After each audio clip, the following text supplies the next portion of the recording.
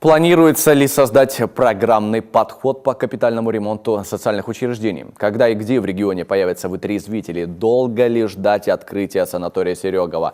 Вот лишь малая часть вопросов, ответы на которые лично от главы Коми желают услышать депутаты Госсовета.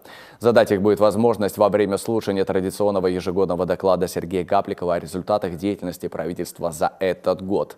Предложения по вопросам, которые в первую очередь волнуют и само население, обсудили на заседании парламента. Сегодня их спектр оказался широк. Это и госуправление, и экономическая политика, и ЖКХ, и здравоохранение, и трудоустройство, и экология. Немаловажная тема – обеспечение людей жильем. То, что касается и молодежи, и сирот, мы неоднократно рассматривали, но все-таки мы от главы хотим услышать, что правительство планирует в этом направлении. Потому что вы сами знаете, что обеспечение сирот у нас очередь-то не уменьшается. Мы понимаем, что этот вопрос надо решать. Это, конечно, серьезные деньги, но тем не менее это очень важный вопрос.